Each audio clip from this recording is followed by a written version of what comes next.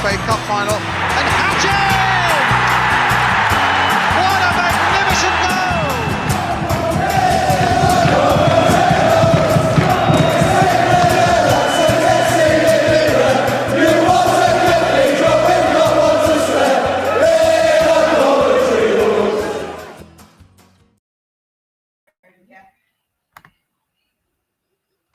Good evening and welcome to All Things Sky Blue match preview, Leicester versus Coventry City. Slightly later than I wanted to, so apologies for the lateness. It should have been 7:30. Circumstances didn't allow me to do that, and obviously I've tried to do it somewhere else tonight. It didn't work, so I'm back in my house and I'm back doing it from my living room. So thank you, everybody that's going to come on. If you want to make a comment, please, by all means, make a comment on Facebook, YouTube and Insta. If you are watching, shortly I'll be joined by my normal co-host, Mark Smith. Hopefully about 8 o'clock, 8:15, we'll be joined by somebody from the final whistle. Not sure who that is at the moment, but we'll bring that to you as well to get a Leicester City perspective on it as well. So just remember where you can find it. Find us. It's scrolling down at the bottom. We are available on X. What we're on at the moment. Well, we're on YouTube at the moment. Instagram, TikTok, Facebook. If you watch us on YouTube, please go and like and subscribe. If you listen to us on a podcast, please go and rate us 5 stars. It is very much appreciated. We are partnered with the Sky Blue Tavern and Dylan's Brewery. We are also teamed up with... there's so much to go through nowadays. We have also teamed up with the Sports Social Network and Sky and Friends Dog Walking and Pet Services. And we're sponsored by Right Steel Fabrications. His logo is in the corner. He can do your steel fabrication work up and down the country, but mainly in the Coventry and Warwickshire area. So on that note, Lee Beckett has said, good evening, fella. Good evening, fella, to you. And Scotty Rudds said, good evening, Fences fans. That is located, or that is talking about Mark, who I will bring in now. If he comes in. He should be there. Hello. Hold on. There you go. I think it's because I had it on single thing, and it should have been on a double. So my apologies for that, Mark. No, how are you, mate? I'm good, thank you. Yeah, yourself? Yeah, not too bad, thank you. Not too bad. So let's get straight into it. Saturday against Norwich. It was a brilliant performance without the result. How did you feel about the game and what stood out to you? I think it was probably the most, and good evening everyone just in there. Thanks for talking to Sky Blue. On to the question about the game, it's got to be probably the most one-sided 1-1 draw in our favour that I've ever seen for TBS. It was a really dominant performance. We absolutely destroyed Norwich, but what we didn't do, as everyone knows, is score enough goals to win, and that's what we have to be better at for the next game. But really good attacking performance, lots of positives. I think we look probably one of the best attacking sort of lineups in the division at the moment. I think we're playing really, really well. What I'm slightly concerned about is our defence a little bit. I felt the goal we gave away was a bit soft for me. I think there's about maybe 3 players there who could have done better for the goal. Hadji Wright needs to track back better to stop, that pass to I think it's the Danish lad who scored. I can't pronounce his name. No, I think Milan and Bobby Thomas got a little bit caught out of position, and he had a shot, went through Bobby's legs, went in, and then after that, we just couldn't finish. It's just one of them that even the equaliser was like a scruffy finish, and I thought Hadji Wright wasn't going to get there. And obviously, as we know, the referee was an absolute joke. We should have had a clear penalty on Hadji Wright in the second half, which for me was a stonewall penalty. And he's given the foul the other way. And he didn't even caution Hadji Wright. I mean, it's just unbelievably poor decision. But obviously, I'm not going to talk too much about it. I've said my reasons on that one. But I think overall, we're looking really good at the moment. We're playing well. I think if I was to be slightly hypercritical, we should have more points than 9. We should be getting about We should have got two extra points against Oxford and Saturday as well, and that would put us around top of the league, top or second, and maybe top on goal difference. So that's maybe the slight disappointment thing. I think the other thing I'm a little bit concerned about going into this game is our defence and the goalkeeper. We've only kept one clean sheet in the 5 games, which is a bit of a disappointment. So we need to improve in that area as well. And obviously, when we go to a place like Leicester, we have to be 100% on it. I think we've got the players to go there and get a result. My concern is how we perform at the back. That's my big concern. Yeah, you just going back slightly on one of your first comments. I think you mentioned about we, as always, we didn't score enough goals. I don't think that's the case this season so far, because our last home game we beat QPR 7-1. We beat Derby at their place 5-3.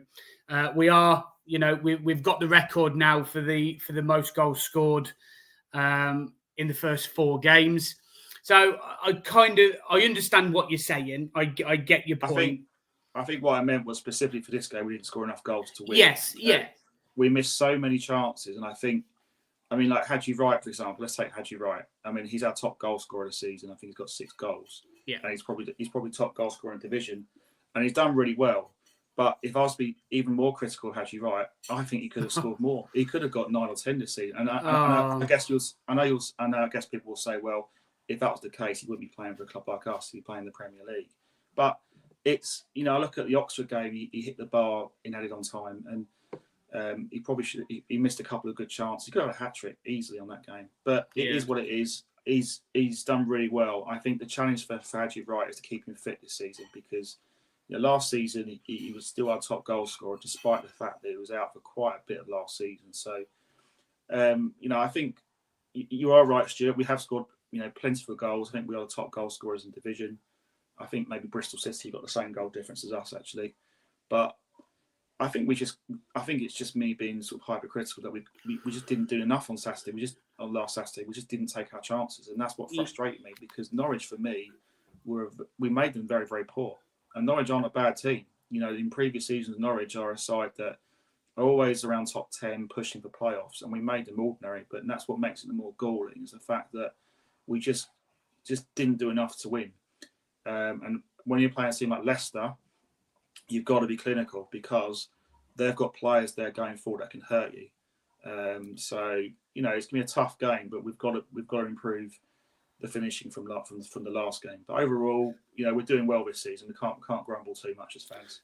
No, look, I agree with you. Look, I think even when Sims come on, I think Sims could have had 2 or 3 on his own anyway. It was just to go back to a couple of comments that I've seen come in so far. Glenn says, can't wait till the game. Fancy us to get a result. Lee said what I'm about to say as well. Knew after about 10 minutes it wasn't going to be our day. I think the game would have changed if Mason Clark had scored that header very early on, inside 10 minutes, I think it was, maybe even a bit inside 5 or something.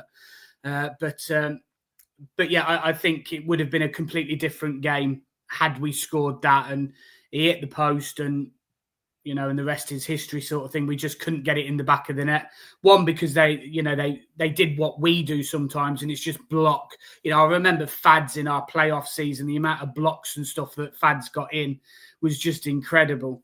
And I think it was just one of them days for them. I remember a Premier League game, probably going back 2-3 years now, and the goalkeeper literally had a worldie. It was like, I can't remember who it was, but it was like a Southampton against a Man City, and the goalkeeper had a worldie, and it finished 0-0. It was just one of them days. And I think if we create that many chances against Leicester, I think we'll absolutely annihilate them. I don't think they're not gonna have a chance against us. I really don't. I hope you're right, Stuart. Believe me, but I think it's been a really difficult game. It is going to be a difficult game. But if we create them chances, I think we won't miss as many chances, I don't think, again this season that we created against Norwich. Sky Blue Sam said, Foxes never quit, but they'll lose on Saturday. Sky Blue Sam also said, question then, Mark. would you start BTA, Sims, and Wright? No. I would probably keep the same. I mean, the only change I would potentially make if I'm Frank Lampard. I was waiting for this. Go on. Yeah, is Wolf for Thomas. Yeah, but I understand the argument. I just think Frank needs to look at the defence and the goal. I'm not sort of picking on Bobby Thomas because I think Thomas is a good player, but I think something needs to be addressed with the goals we're conceding. I'm not massively sold on Rushworth either, in all honesty. I don't think he's done. I think I look at the Oxford game and I think he could have done better, specifically, especially the second goal. The first goal, he's made a decent save, but then it's just gone into the path an Oxford player scored. I think he could have a bit of help from that defence, but not massively sold on Rushworth at the moment. But I've just made that one change. I would go Wolfenden, but I know you disagree with that, which is fine. But I think I think he's had 2 weeks now of training, so obviously Lampers has got to make a decision on that position, in my opinion. But we'll see what he does. I don't necessarily disagree with you. I don't think Wolfenden's come in to just sit on the bench. I think there's an argument for Wolf to start, most definitely. But your under-average Cov fan, I think, said creating enough chances, not taking them, but we were better defensively on Saturday, which I think I know we let in a sloppy goal as such, but we were better defensively. I think Kitchen has stepped up massively, and I do think if one of them was to drop out, I think it would be Thomas. But I did notice with Thomas that his passing was a lot crisper and it got through to the player that he intended it to go to a lot better on Saturday. The odd one, yes, didn't quite make it, but I think genuinely he did better passes in against Norwich than he has done in a lot of other games. So I think his impressing in that as well. But I think that's because he's got Wolfenden breathing down his neck. And if he doesn't, and it's sloppy passes, then it is quickly going to be shipped out. And if Wolf doesn't make that mistake, then Wolf's going to keep that shirt. And then Bobby Thomas is going to be sitting on the bench wondering, how can he get back in? So I think he's got to keep an eye on his game as well, really. Under average Cov fan also said, Wright is playing his best football in terms of goal scoring for us. Long may it continue. Lee Beckett said, not just Wright, EMC could have had 2 as well. EMC could have had 3, I think, in the end. Glenn Sky Blue Hub said, we got a point from Norwich. Didn't get any last season. We are making progress. Didn't get any points from Derby either. And we've got 3 points on the board this season. I think he's just taking the positive out of them games more than anything, really. Glenn also said, we are finishing games strongly, which is a massive positive. How many Leicester players get in the Cov side, really? I would, off the top of my head, I would probably 1, 2,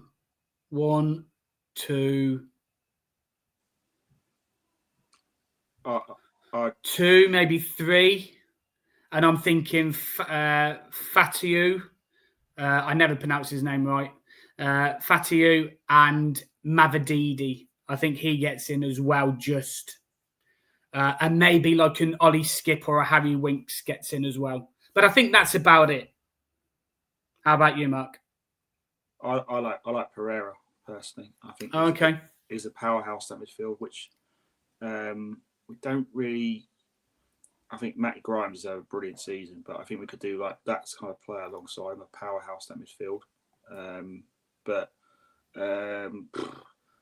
IU's okay, but I probably have on current form. You go Hadji Wright over IU. Yeah, definitely. Who else they got? Monga, I think he's a youngster. He's quite a good player. Plays wide. Yeah, I haven't really seen much of him, so I can't really say on that one. I think he played quite well in the Birmingham game, from what I remember. Going to the game, Pereira probably should have been. If the referee did his job in the Birmingham game, he would have been sent off. He wouldn't be playing this game. So I was a bit annoyed that didn't happen. So I'd imagine he might play especially with Aaron Ramsey suspended. So I'd imagine that Pereira will probably come to the starting lineup for this game. I think Mavididi I agree with. I mean, 2 seasons ago he was fantastic for them in the Championship in that promotion winning season. But I think they're probably the only ones I could think of, really. There's not many that I can think of. I think, you remember that the season 2 seasons ago, they had obviously Vardy, they had Dewsbury Hall, and obviously Dewsbury Hall was class, and he got them 2 goals, which won the game in the previous meeting at the King Power Stadium. Yeah, so, first game of the season, wasn't it? Yeah, I was there, unfortunately. My memories of that game was we were the better side. We scored the goal, we missed chances. Haji Wright was his debut match. He hit the bar, and then Leicester got sucker punch. Really, their class showed, and they didn't play that well, to be honest, to beat us. They just did enough. So I'm hoping that lightning doesn't strike twice, and we put on a match-winning performance this time. Hopefully, Sky Blue Jay says Cov 3-1 win for Cov this weekend. Like it. Lee Beckett says EMC, Wright and BTA. Okay, so he's going for BTA over Sakamoto. That's interesting. We'll come back to that one in a minute. Sky Blue Sam said Leicester this season, opponents have had 83 shots on goal in their 6 games. That's an average of 14 a game.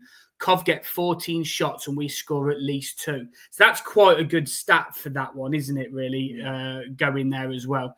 And Lee Beckett has also said Bobby Thomas' pass completion rate was 87% and was only bettered by Grimes at 89. And like I've already mentioned, I found that his passing was a lot better than it has been previously for me. But going back to Lee Beckett's other one, EMC, Wright and BTA. So obviously BTA is on that right-hand side, Brandon Thomas Asante. Sakamoto played okay, I thought, against Norwich.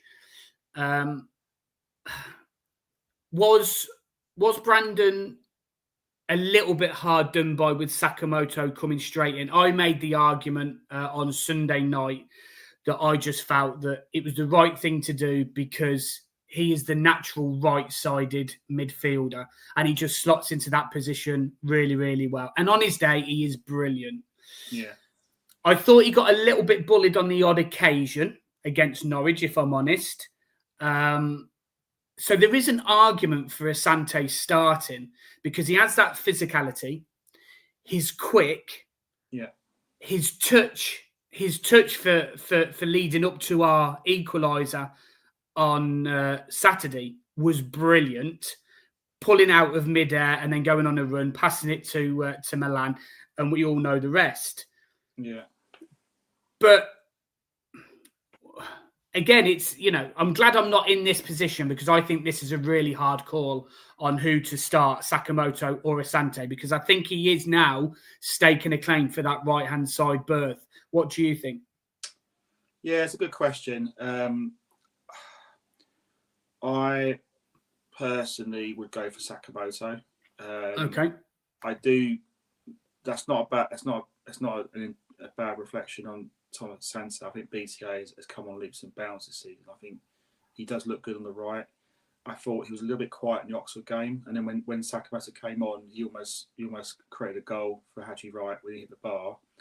I thought Sakamoto had a good game on Saturday. I think he works well with Milan. I like BTA coming on as a sub when we're chasing the game. I think he's better coming on, say, 60 minutes to go. He can use his pace. He can win his free kicks. I think he could be doing as good a job coming off the bench in that role. But I get the argument for starting BTA. I think he's had a good season overall, and I won't be disappointed if he does start. I just have a feeling. I'm thinking if I'm playing Leicester, you want your best players in the best positions for the game. He's up against Luke Thomas, and I'll be honest, I don't know much about Luke Thomas. But I think with Sakamoto, you can win fouls. He can cut on his left. He's got good trickery. He's good crossing. who's going to provide you the best assists, the best chances for Haji Wright or whoever, or Radoni or whoever to score, I would just edge towards Sakamoto. I think he gives you that bit more creativity. But I think BCA is a very, very good guy to come off the bench. If Sakamoto tires, then he's a good guy to come on, win your fouls, and he can also provide, score goals as well. So it's a tough decision, but I'm just edging for Sakamoto's creativity for me. Okay, what I will say is, though, that whoever comes on, Lampard's got to give them longer than 5 minutes like Sakamoto did against Oxford, because it's not long enough to make an impact. So for me, he's got to come on with, 60, 65 minutes gone on the clock for that person to make an impact. Because Sakamoto had 5 against Oxford and he nearly scored, he nearly set up Haji Wright. So if he had longer, it might have been a different game.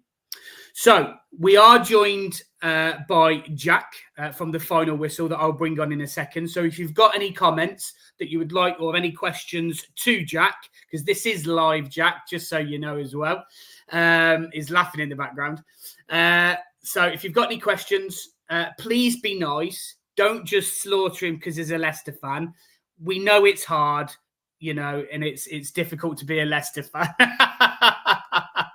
Let's bring him on. Good evening, Jack. How are we? Okay. All right, mate. Thank you. All right.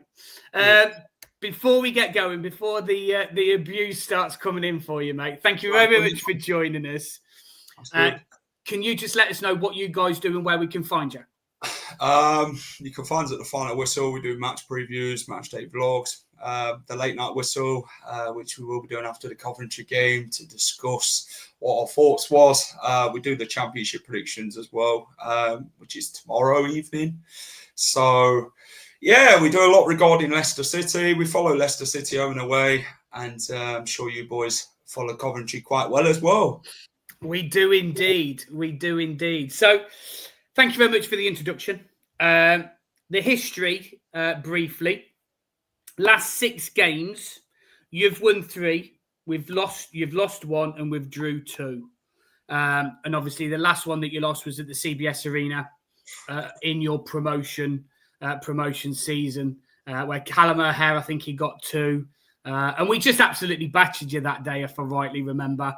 It was never a penalty either, by the way, Bobby Thomas. It was a great challenge. But how did you? Obviously, you've gone through different managers now. Marty Fuentes is in there now at the moment. How are you feeling about Marty Fuentes? What has he done differently that Rude did? I think he's changed a lot. He's built that relationship which was broken between the fans and the club and the players. He's done that. I think it's a tough job as a manager, isn't it? When things like that are broken, you've got to sort of come in quickly and sort of change that, His philosophy, he's gone in there, he spoke about what he wants from these players and the way he wants to play. He's really brought that character, that real feel-good factor back to Leicester City, which was massively needed after Steve Cooper and bloody Ruud van Nistelrooy. We were getting battered pillar to post last season. The confidence were on the floor. And I think he's really changed the culture around the club. He speaks well and the players want to play for this manager, which is a good thing. Okay. So I think I'm quite happy with Martin. We've just got to trust him going forward. It's just early days so far, isn't it? Obviously, the Championship's a tough division. He knows it quite well, being the manager at QPR last season. So, let's see what we can do going on. I think we've played, what is it, 5 games now? So 5 games. So it's still a long season to go. And, we've just got to strap ourselves in. It's always a roller coaster watching Leicester City. It is indeed. So, obviously, at home, you've won 2. You've won your 2 games at home. Away, you've only won 1, you've lost 1, and you've drew 1. So, what's going on between home and away form that's not quite clicking at the moment? I think when we go away from home, teams sort of sit like 5 in defence, and we sort of struggle to break it down. What we sort of struggled with so far this season, I find, is we don't start off at the blocks, and that's been a massive problem for us so far this season. It's about finding that sort of balance. The Championship's been tough. It has. With every team we've played so far this season, gave us a really good game. Charlton, Preston, Sheffield Wednesday, Oxford, and obviously, who else have we played this season? Bloody hell, I'm trying to think. We've been through so many games so far this season. So, yeah, every team's gave us a game. Oh, Birmingham, that's it, Birmingham. Yeah. So, yeah, every game's been different. We've had to set up differently. And like he said in his sort of persona this season, it's the case of we have to set up differently depending on the opponent. Okay. Is he quite good at adapting, Martin Fuentes, do you find, yeah? I think what I find with him is, and I like, is stay consistent with the team. You don't fix things which aren't broken, do you? You know, You've got to find that sort of consistency in the team, and you've got to. What he wants from the players is for him to get that respect. He demands that straight away. He wants to pick the best team possible for these games. I think against Coventry, we've got to start our strongest squad possible because we know how much of a tough game it's going to be. I think this is our toughest game so far in the run of games. Okay, fair enough. So just a few things that have come in so far, Jack. Glenn from the Sky Blue Hub said, let's be honest, defence is awful. Fads doesn't want to be there. Vestergaard's is slower than a snail. Thomas has been out on loan more times than he's played for the Foxes. And the keeper it looks like it's laughing emojis. I don't think it's that bad. I quite like Faz, to be fair. I think Faz is a good defender. He's dangerous on set pieces. And we've been vulnerable this season so far to set pieces. We've only conceded one goal that wasn't a set piece, I think. So that's an area that you can possibly target. So I wouldn't personally agree with all of that. I think Wright has got the beating of Vestergaard because he is, I watch the Premier League, I play FPL, and Vestergaard is a slow defender. So you would always target the Leicester foundation, if you like, because he was a little bit slower. Because Begovic has come in now in terms of your transfers, hasn't he? Begovic has come in. Aaron Ramsey, but he looks like he's out suspended because he got sent off against Oxford. Jordan James. How have the new boys settled in? Has it been quite fluid? Have they been okay?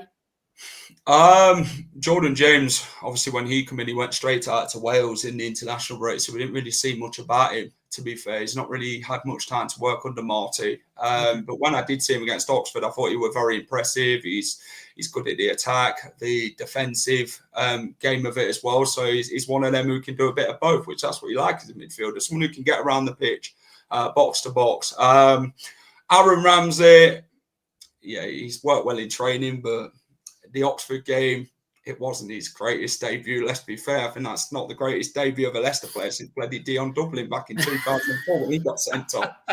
Obviously, you lot know Dion Dublin well as well. But we do indeed.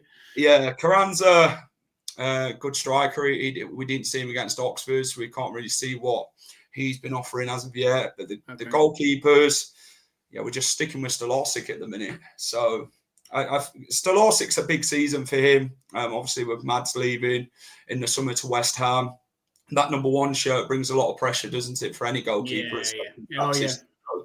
He's made a couple of mistakes.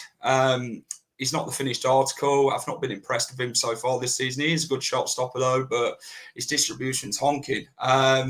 Regarding Faz, I think he is our best centre-back on paper, but Vestergaard is very good in the Championship.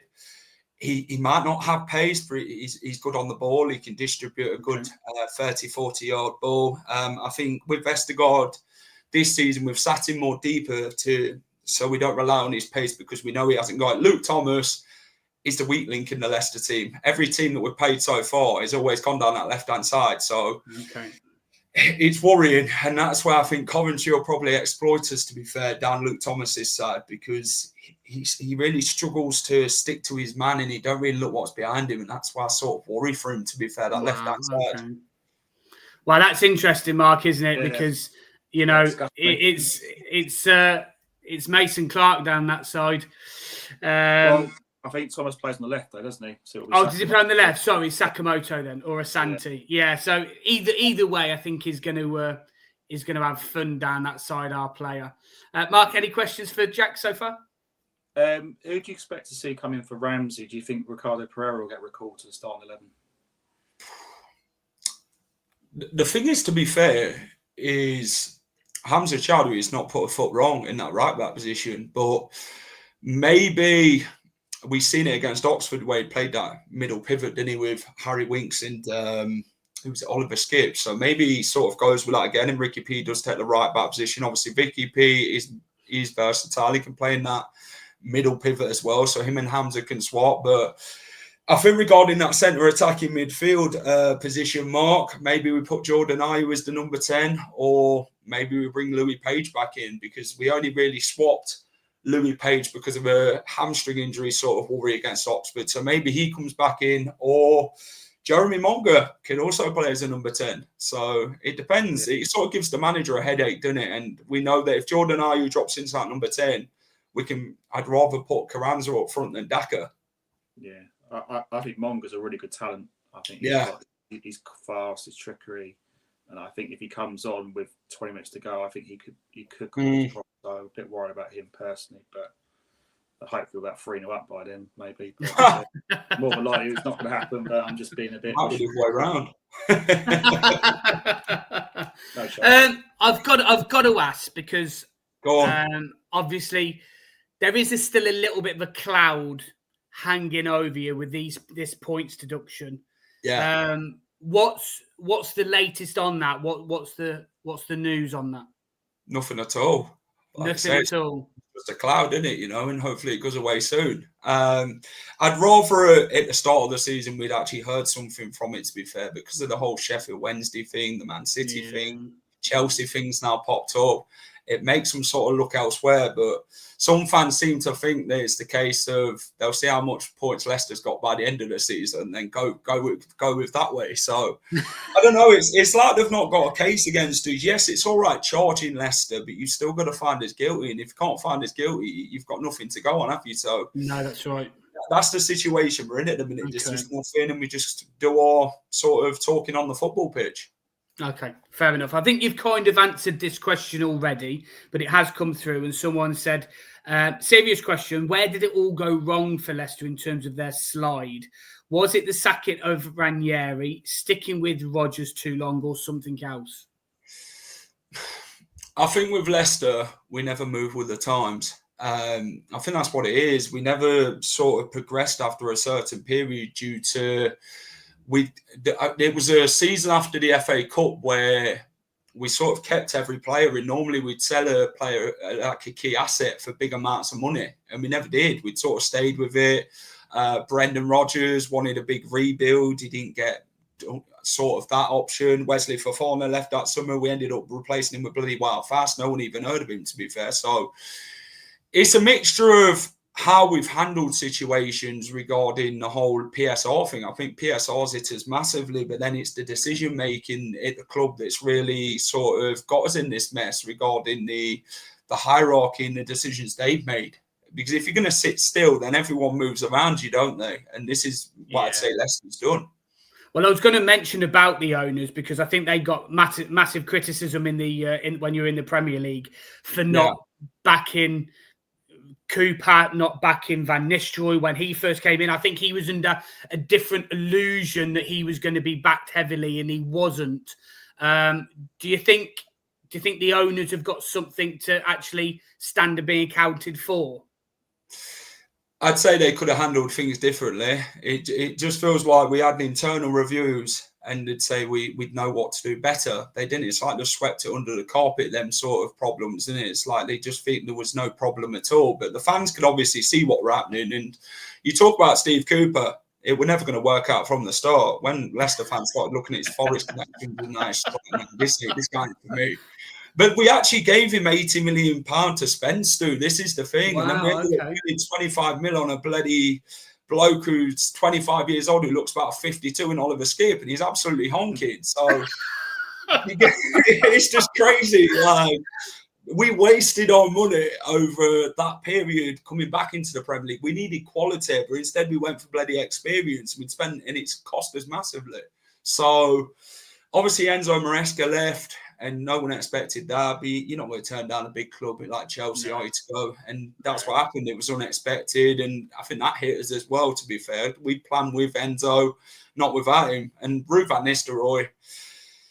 Jesus Christ! I think when we played Brighton away last season, I think after that game it was like 1 win in 17, and it was like, this guy's absolutely crap. He should have been sacked sooner. And we kept him and kept him and kept him till the end of the summer because we probably couldn't afford to sack him due to the whole PSR situation. So yeah, that's right. Yeah, Van Nistelrooy, it's just arrogance and that, innit? He'd always stick with the same team, even though it was getting battered time and time again. And we were conceding goals left, right, and centre. I think we went 9 games at home without scoring in the Premier League season. It's like straight, and he's thinking, bloody hell, no team should ever go through that in any sort of season. But Leicester like to do these bloody records, innit? We always like to break a record somewhere.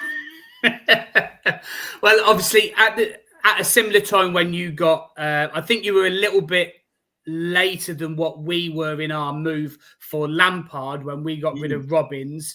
Obviously there was a lot of talk about Van Nistelrooy coming to Cov and who's it going to be, and it was between Lampard and Van Nistelrooy. And for me, I said I don't want Van Nistelrooy because one, there was too much talk about him.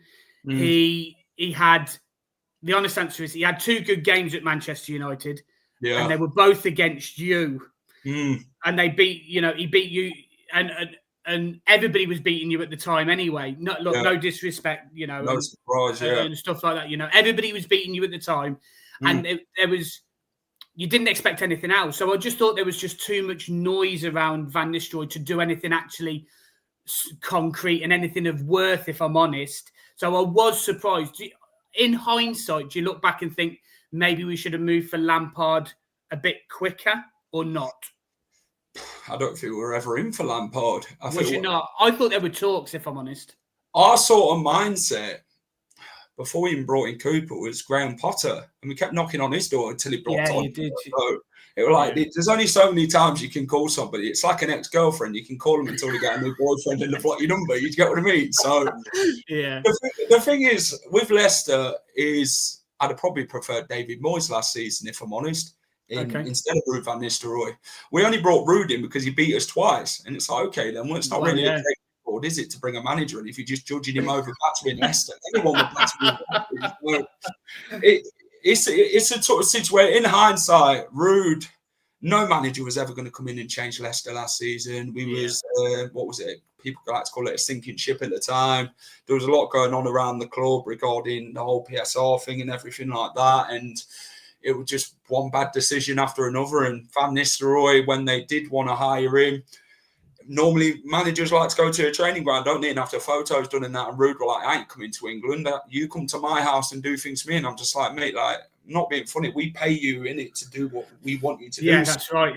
Yeah. I feel like Ruud just threw in the towel early on. He obviously got that win against West Ham when obviously he took over in his first game. Yeah. Got that draw against Brighton and just went downhill from there. And he said, this squad's like climbing a bloody mountain. I can't do anything with it. And he just gave up. Every time we'd lose and everything like that, he just wouldn't applaud the fans. He'd turn our back and just go down the tunnel, or even laughing with opposition players. I'm like, mate, you're an absolute see you next Tuesday, innit? So, oh wow. So it's a problem. It sort of mounted up last season, and like I say, winning wasn't a really great insight in Leicester last season, unless we look at the last 2 home games that we played in Southampton and obviously Ipswich Town. So I think this season was about how many games can we win? It'd be actually nice to win games. Yes. Well, yeah, it's always that way, isn't it, really? So talking about your injuries then a little bit, I noticed that you've only got 2. Obviously, we've mentioned Aaron Ramsey already, he's suspended. You've got Christensen and Harry Suter. Seems like they're out the last time that I looked. Are they still the same? Is there any new injuries that we need to be aware of? None at all. Christensen, I wouldn't even put him back in the team even if he were fit. So Suter's an option for probably January. I mean, he doesn't want to be at the club. If he didn't get injured, he'd have been at Sheffield United by now. They would have brought him permanently. So there's no new injuries. The squad's fit, a bit sharp, and it looks good ahead of this one. Okay, so there's no excuses then for when you lose. That's brilliant. That's what I like to hear. Well, I'd like to say the same for you, lot, to be fair. Well, to be fair, I don't think really we've got any injuries as well. I think we're pretty much sound. We're getting a couple back from injury, but they've been on the bench. Haven't played any minutes yet, but it's looking good. It's looking a bit of an intriguing one, really. Any questions for us, Jack? How would you sort of find your time under Frank Lampard so far? Go on, Mark. I'll let you answer that one. Yeah, I think it's been really positive. I think he's getting. I think he's improving a lot of the players. I mean, Jack Redoney, obviously, and Ephraim Mason-Clark have really prospered a lot under him. Redoney's been scoring goals, providing assists. Ephraim Mason-Clark, I think, has been fantastic. Probably one most improved player I would say is Jay Da Silva. I think Stuart will agree with me on that one. I think Da Silva at left back has been fantastic. I thought under Robbins, Da Silva was pretty average, and I thought, why we signed him? Got to have Jake Bidwell in the team. But since Lampard's come in, Da Silva has been fantastic. He's good going forward. His defensive work's good. His first touch is good.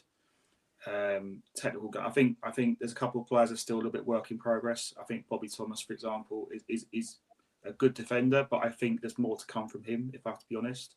But I think he's bought pretty well generally. I think Matty Grimes, who came in January from Swansea, has been a really, really good signing. And to me, it was the right decision that he was made captain of the club because he leads the team well. He's good on the ball. Liam Kitchen also got restored to the team after Robbins, and he's he's not perfect. That's why we play at Championship level. We're not they're not the finished article, of course, but he has made some good strides. So I think he's improved a lot of the individual players. The results speak for themselves. We were 17th or around the bottom when he came out, when he took over, and we got us to a playoff semi-final. And then this season, obviously, it's been an unbeaten start. So he's done really, really well. And I think it does help that obviously he's had a really good career. Frank Lampard, everyone knows what a great player he was. Players respect him. But he's also he's a very articulate man, Frank Lampard. We listen to him speak. Like when I listen to when England played in Euros, I think he's on the BBC as pundit. He's very articulate. He knows the game. He's very intelligent. And I think the players will just buy into what he says. And I think, for me, the players are hungry. We haven't got, I would like more players in our squad, but the players we've got a good squad of players. I think our 14, 15 players, I think, are more than a match for any team in this division. So, and I think there's a good team spirit. There's a good cohesiveness about the squad. So, overall, I think he's brought a lot of good things to the club. And, I think we can definitely challenge this season, provided we keep people fit. I think that's the most important thing, because the problem we've had is if we lose a couple of players to injuries, the backup players I don't think are as good. And we've always had that problem. Going back to the playoff final season where we had Gus and Victor Gyökeres, who were both, fantastic footballers. And obviously Victor's gone on to play for Arsenal, and Gus should be playing somewhere better than Sheffield United. But then the players coming in weren't as good. So I think that's the challenge, is to get probably a bit more quality in the squad. But overall, I think he's done a superb job. I think to add to that as well, Jack, what Lampard's brought in is consistency. Because that's one thing that we lacked a little bit of.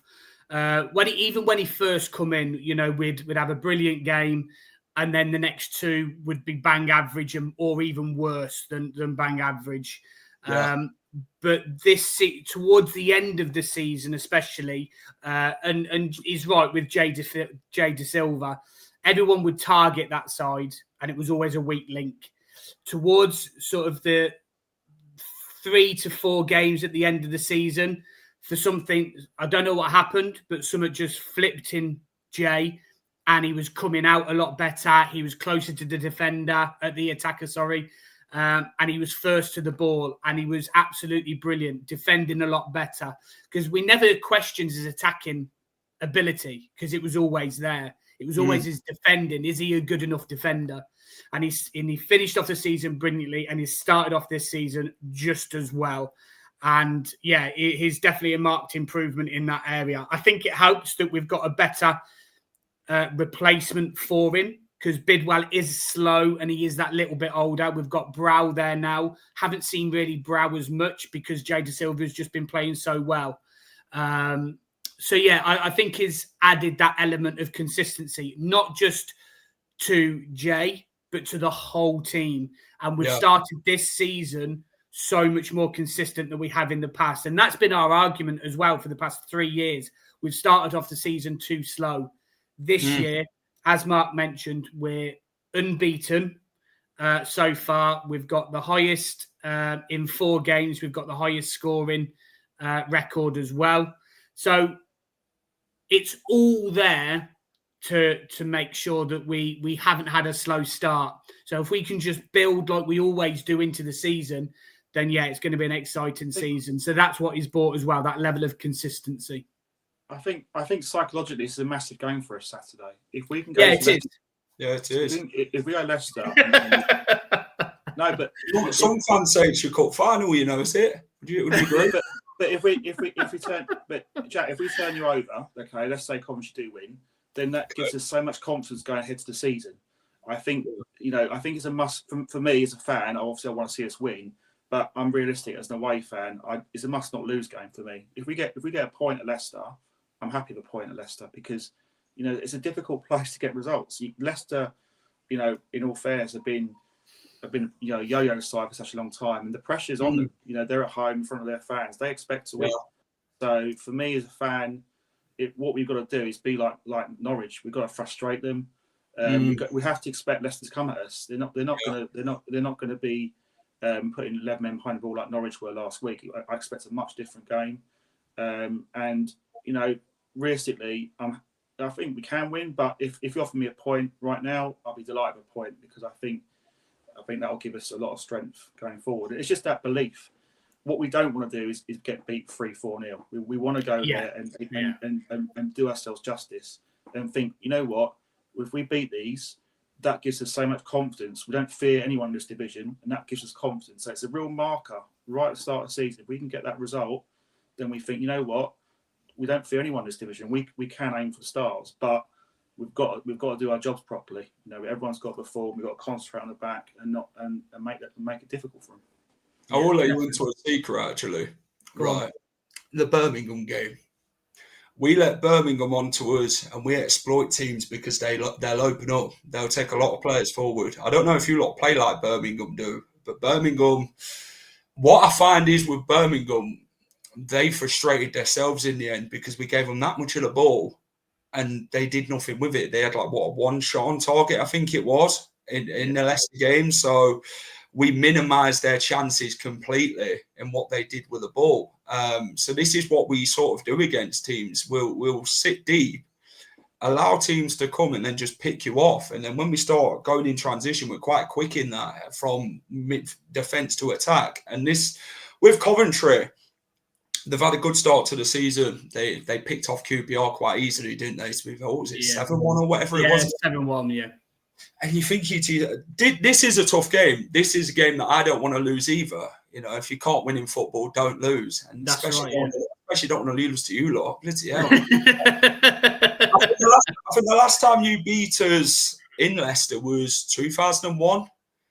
I didn't go back that far, to be fair, but you might be right, yeah. That was at Filbert Street. It's the last time you beat us on our own turf. But what I sort of found back then was that you'd come and beat us at Filbert Street, but then we'd beat you at Highfield Road. But then this time, it always seems to be, we'll beat you at the King Power and then you'll beat us at the CBS. And it's just a bit of a thing, but I think it'll be a tasty derby between us both. I think there'll be a lot of challenges going in.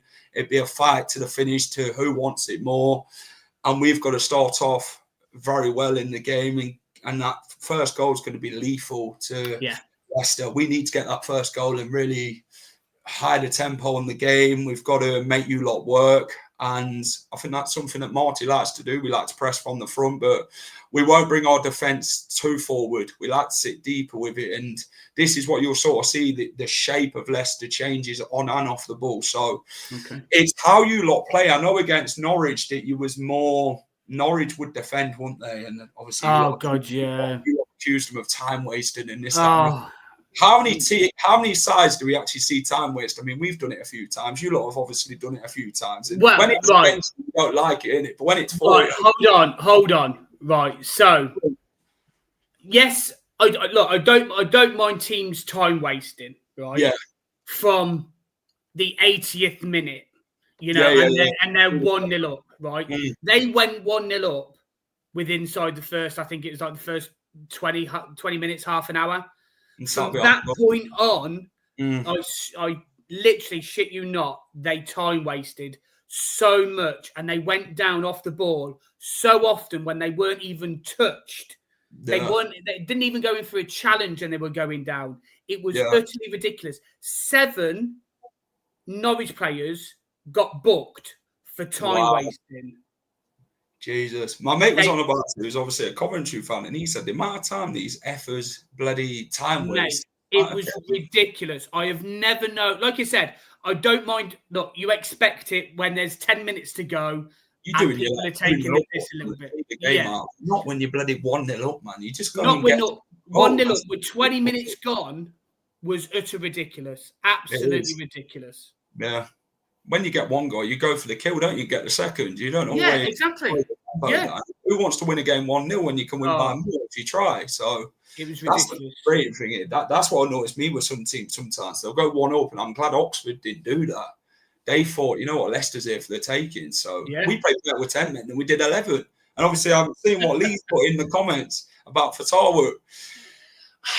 The thing is with that red card is you look back on it, it wasn't as bad as what was made up, but then the referee he gave the referee a decision to make in that time, and I just thought to myself in the away end, I thought he's going to send him off here, you know. And then the Coventry players were surrounding the ref, the Coventry fans were all around the stadium, send him off, and the referee made that decision. I'm hoping we actually stay with 11 men on the field this time. It'd be nice, but yeah, it's one of them we learn, you know. They're learning curves in football. I think Fatawu's learned to probably not do that thing again when he didn't even need to make the challenge in his own. That's right. So that cost us the game in itself. And you lot just pressured us, and then the 80th minute come and we just cracked. Yeah. And when the first goal went in, we fell apart. Yeah. So I don't know. It just seems to be one of them. I think, you know, the first yellow card for the time wasting was 34 minutes for 40. Yeah, this was that's the Norwich game. I thought it was earlier than that, to be fair, but 4 red cards in the last 5 M69 derbies. I remember. Do you remember the game when we'd beat you? I think we got red carded first with Darius Vassell, and then you lot got red carded afterwards, and then Lee Peltier won it for us. I think that's the last time we beat you at the CBS. You know. Wow. Okay. That's the last time we beat you at your place. And that's you've got a good memory, kid. Eh? You got a good memory. I have. Yeah, I've been actually doing my research ahead of this bloody M69 dog. Good lad. Right. So, prediction. I'll go to Mark first. What's your prediction, Mark? So I think on the last space shot, I said 2-1 Leicester because I was a bit worried about defence, if I was to be brutally honest. I'm going to make an amendment to that, and I'm going to go on the fence and go 1-1. I think it's a tough game at Leicester. You know, people say we'll beat them 3-1 on that. I don't see that happening. Leicester, I know they're probably not playing as well as you might think, but we know they're clinical. And we've got to be at our best. I just don't see us winning there. So I'm gonna. Can I ask you a question, Mark? Actually, yeah. Looking in that Leicester team, obviously, I won't talk about the threatening players I think could actually hurt Coventry. But who do you think could really hurt this Coventry side? Where's your sort of weaknesses in that also? We don't have one. Yeah. I think for Can't be me, telling. I think sometimes we did well. You could argue we've been conceding quite a lot of goals from set pieces. That's one thing I would say. Quite a lot of goals this season, a high percentage of them are from set pieces. Yeah. I mean, I look at Leicester and I think I would imagine that Jordan Ayew would probably start up front. So he's Maybe, yeah. He's probably who I'd imagine will start. So I mean, to be fair, I thought. I mean, like look at the Norwich game. They had Josh Sargent, and really, Josh Sargent had one shot in the whole game. He went over the bar in the first half. So I for mate, see if he even played that game. I didn't see him on the pitch. I was thinking, bloody hell's top scorer and everything. You know, expecting it to be a great game. Yeah, I don't think he broke sweat to be honest because he didn't do anything. But no, I think Mavididi is obviously a player that I worry about. I think he's. I mean, I hope you're right this game. Well, to be honest, I've not seen a lot of him. But the player Mavididi 2 seasons ago was fantastic. But what's he been like, Mavididi? Is he a guy that you think was he not been doing it for you? He just hasn't turned up. He's been disappointing. I expect better from him. I think I expected the Mavididi from the last championship season, but he just hasn't cut it for us this season. Jeremy Monger's came in, and I think Jeremy Monger's well ahead of him at this minute in time. Jeremy Monger's 16.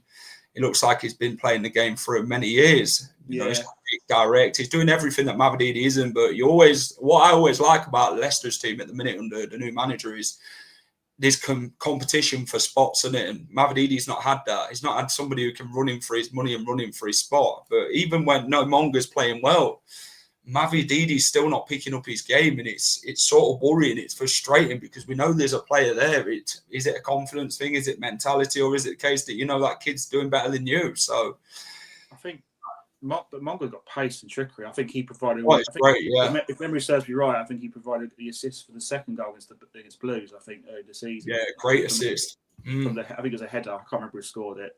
Gordo. Yeah. So I think we can't.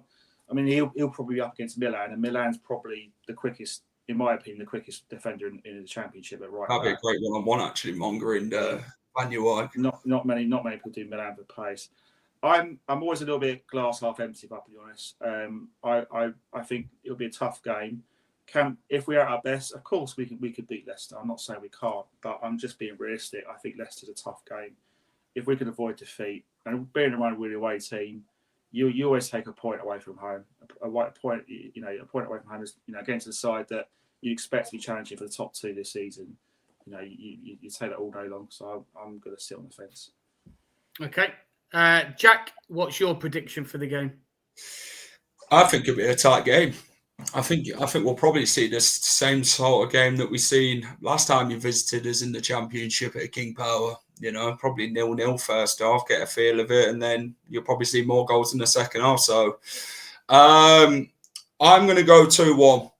I think Fatawa will score in the game. Probably Radoni will score a few lot. I rate Radoni. I think he's a good player. I think if I can have any Coventry player out of the team, I'd have Radoni. I think I like Van Uwijk as well. I think he's a good, exceptional right back. So they're the 2 players I would take.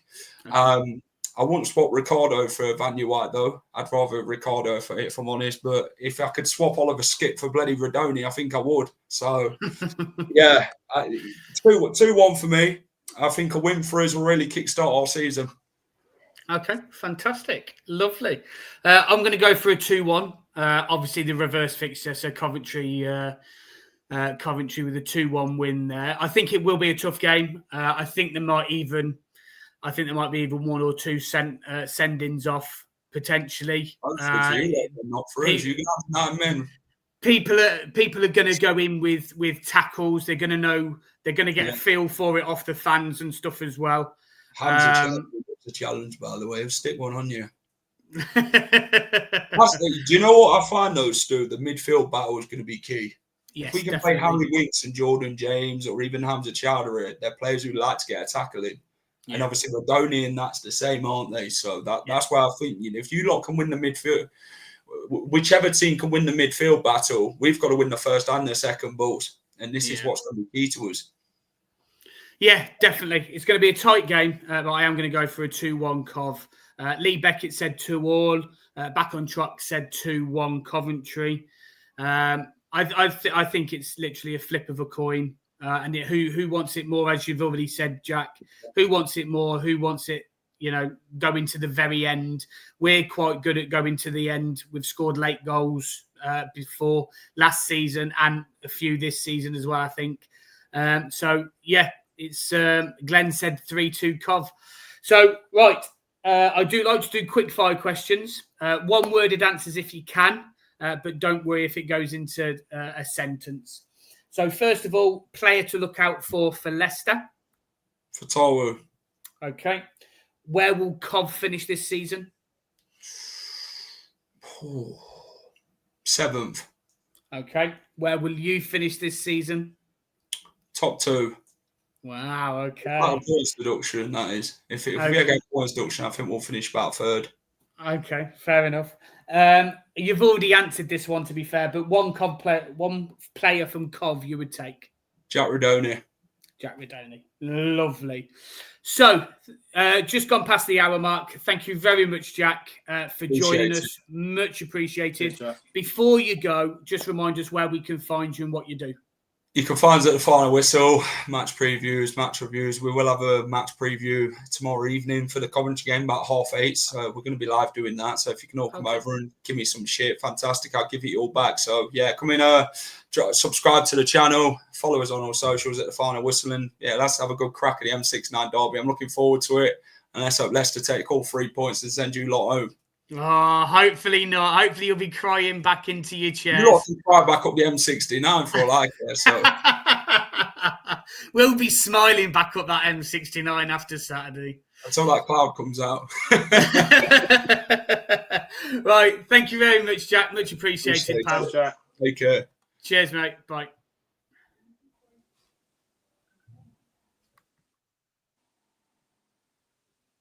So that was Jack from the Final Whistle.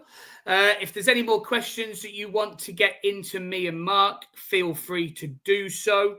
Mark, how are you feeling after that conversation that we've just had with Jack? Are you feeling a bit more confident? I know you've changed your prediction from the space, but how are you feeling? Yeah, I don't think we've got anything to fear with Leicester. I mean, they're obviously a good side. They've come down to the Premier League last season. They're going to be strong.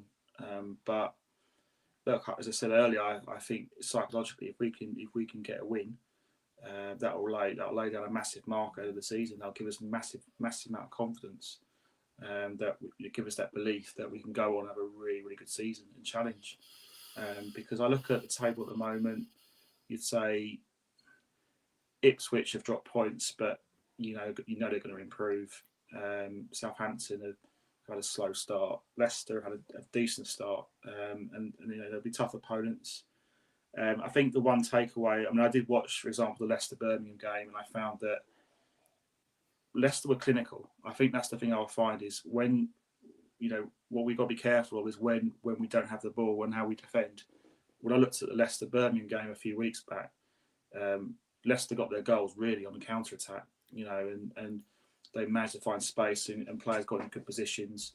I like Monga, wide left. I don't think he'll start. I think he'll probably go Mavrodidi and Monga will probably come off the bench. But they've got quality in that final third. So we know we have to be at our best. We can't afford to give them easy chances because they've got the quality to punish you. So we've got to be at our best, but that's the same for any game of football.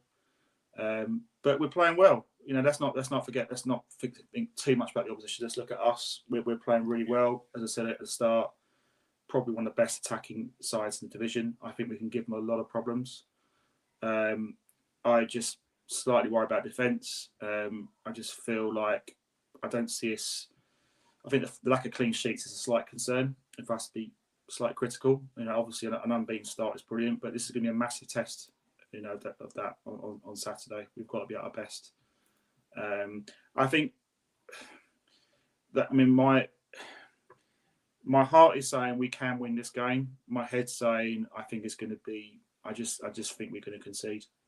So I just feel 1-1 is probably going to be the best scoreline for me. Okay, fair enough. And look, I'm a firm believer. Win your home games, draw your away games. and you'll be somewhere close. So hopefully, if we can get the victory, I think you're right. I think psychologically, I think it will be a really big boost for us, considering they're just slightly ahead of us in the league table. If we can leapfrog them a little bit, I think that will open people's eyes a little bit more, not just outside of the club, but in the club as well, and the players. And I think you're right. I think it will be a big boost for them. I think it's also about belief. It's also about players have got to want to go out there, have got to want to perform. It's a big game, big derby, and I think in my opinion there is a hunger to this side. I like the way we're passing. I thought the football we played on Saturday against Norwich was sensational. Yeah. And obviously, I think for this game, I can't see Leicester playing like Norwich did. Norwich just part of the bus really, and Leicester. I think what we have to be careful. I mean, one of the comments that Jack made was that the defence like to sit a bit deep. So I think from what I see Leicester, they're quite a slow possession side, and they don't mind teams coming at them. Where we got to be careful is when we lose the ball and Leicester counter attack us, and that's where we've got to be at our best, and that's where the Milans, with its Thomas or Wolf at the back and Kitchen and De Silva, they've got to be at their best. Not just them; it's how we defend the team. Yeah, I think that's where Grimesy helps, though. Grimesy can read the game really well, and he gets in some really decent positions. So I think, we always said when Grimesy come in that we seem that he's been the difference maker. He's calmed everything down, and I think he'll be instrumental again for us against Leicester. Yeah, and although I've been a bit negative about defensively, to say we're scoring goals barring the whole game, we've scored in every game this season, and that's a positive. And I think we can go. I feel like we've got a team this season where we're going to a game against Leicester, and we've got pretty much, barring obviously Dobbin with a long-term injury, Latibeaudier is injured, but realistically he would never be in this team anyway. So we've pretty much got the players we want for this game. So that's a positive for me. And we have got the players, if we turn up, as we keep saying, week in, week out, we have got the players that can cause them problems. Yeah. No one wants to play against Haji Wright in a minute. No one wants to play against Jack Rodoni in a minute. We're talking about Asante against Sakamoto, who have both had really good seasons. And, I wouldn't be disappointed either. I think Mason Clark has looked good. So, there's a lot of positives there. There's a lot of positives, and as I say, I just think if we can somehow win, I don't care how you win, whether it's 1-0, 5-4, whatever, it will lay down a massive marker for the rest of the season, and that gives us that belief, that confidence that we can do it this season. Yeah, well, look, nobody expected us to last year to beat Sunderland and Haji Wright score a hat-trick against Sunderland at the CBS. Nobody expected that. So we can do the unexpected. And I feel that we will. Just a few comments from Glenn. He said, sitting deep allows us to build up pressure. And he also said, need Rodoni and Torp on it to find the holes. Now, on Rodoni a little bit, yes, he is a brilliant player. And yes, I hope he signs a long-term contract that's meant to be out there for him to sign. I think the past two games, and especially a little bit against Norwich, has been fairly quiet. I don't think he's been the Jack Rodoni that we've seen against Hull at the start of the season and against QPR. I think for the past couple of games, he has been off the boil a little bit. Do you expect to see Jack back to the Jack that we know and love? Do you think that now we know about the contract, he knew about it before and he was a little bit unsettled in his head and not quite with it, and now that it's come out in the open and hopefully he's going to sign it, that he'll be back to his normal best? Yeah, I've got no worries about him really. Look, every player has the odd bad game or two, but I mean he's been brilliant for us. I mean he was the best player last season. I think he's a massively important cog in the wheel of our team. If you ask any Coventry fan who's our most important player at the football club, I think everyone would pretty much say Jack Rodoni. he makes things tick. He makes things happen. I think the only surprise a little bit is he doesn't really take a lot of set pieces at corners, does he? I've not noticed it as much. No, that's my bugbear, if I'm honest. He did against Norwich. He took a few more, but I think that was in swingers. I think it depends on what sides we're playing and where it is, because Rudoni only took them from the right-hand side and Torp took them from the other side. Yeah. So, yeah, I would have Rudoni on every set piece, personally. That's my personal view. And it's like, I think when you go into a game like a Leicester away, you want your best players available, and we've got that. So we haven't really got any excuses from that point of view. We can't say, oh, we miss him and him. We've got everyone we want available too. And it's at the end of the day, it's down to the players to perform. You know, if they perform, I think we can turn these over. You know, if we can get that first goal and get that crowd on their backs, that's what you want. You want to keep that crowd quiet. And we just got to concentrate. We are capable of going there and getting a result, absolutely. So I'm not saying. I mean, I'm not saying we're going to we're going to be rubbish. I mean, obviously we could be, but I'm confident that we will go there and play well. I just feel that you're going to be moments in games when you're playing like Leicester that they are going to have a good moments against us, and it's how you deal with those situations. What impressed about Norwich, you looked at statistics for the Norwich game. I think we had about 17 shots in that first half, and about 14 of those were blocked. And that's what I'd like a bit more from our defence. I want our defence to be like that, to be really tough to break down, defend that 6-yard box really, really well. Sometimes I feel, and it's not a dig at the defence, it's just how we defend as a team, I would say, is we sometimes struggle with that. We defend too deep. And it seems like every time that a shot goes on target, it goes in the back of the net. So that's the thing I'm a little worried about. It did. I think it did last year. I don't think that's been the case as much this year so far.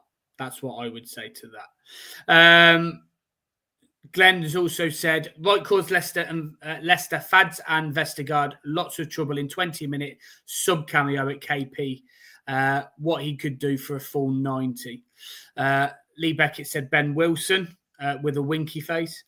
And Glenn also said, happy birthday to Russ Watkin. 3 points on Saturday as a belated birthday present. Happy birthday, Russ. Yeah, he is a fan of the show as well. So on that note then, Mark, thank you very much for joining me. Everybody, thank you very much for listening and watching. Anybody that's commented, thank you very much. It is much appreciated. Down the bottom, it is scrolling on where you can find us. We are available on X, Twitter, Facebook, TikTok, Instagram, YouTube. Please go and like and subscribe. We are available on podcasts as well, so please go and rate us 5 stars. We're sponsored by Right Steel Fabrications. He can do your steel fabrication work up and down the country. We're partnered with the Sky Blue Tavern and Dylan's Brewery. And we've also teamed up with Sports Social Podcast Network and Sky and Friends Dog Walking and Pet Sitting Service. So on that note, Lee Beckett said, night all, with a salute. So I will do the same. Once again, thank you very much and play up Sky Blues.